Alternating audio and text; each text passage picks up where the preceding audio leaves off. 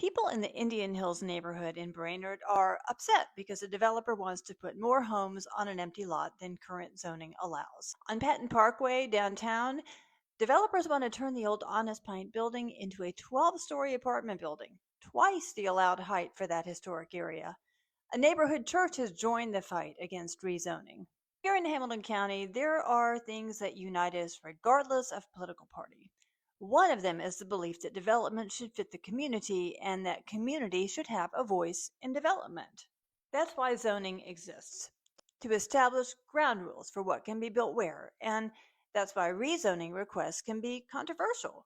When a developer asks for an exception to the rules, neighbors can get upset, especially if they suspect the developer's interests are being prioritized over theirs.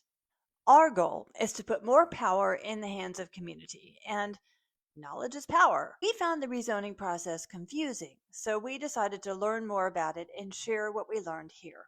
When a developer requests a zoning variance, you'll see a yellow sign like this on the property. It'll have a date for a public meeting with the Chattanooga-Hamilton County Regional Planning Commission.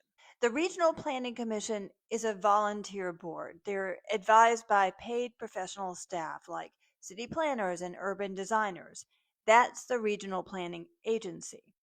The Regional Planning Agency reviews the rezoning request and makes a recommendation to the Regional Planning Commission.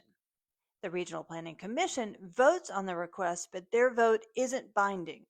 Depending on where the property is, the Chattanooga City Council or the Hamilton County Commission has the final say.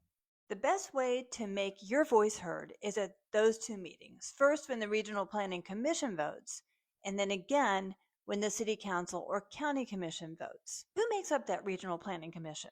Of the 15 people on the commission, 11 are community members.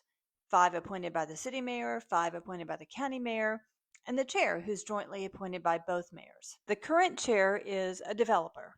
Half the appointed commissioners work in development or real estate. When the commission has paid experts advising them, do we need all those industry insiders on the commission itself? Maybe it's always been that way, but it doesn't have to be. 7 of the 10 appointed community members will finish their terms in 2026. So will the chair. Now is the time to ask both our mayors to commit to 2 things. First, an open, accessible appointment process, no word-of-mouth appointments.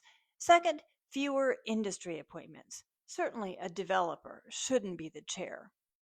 No time like the present to make the Regional Planning Commission more like what it was designed to be, the voice of community.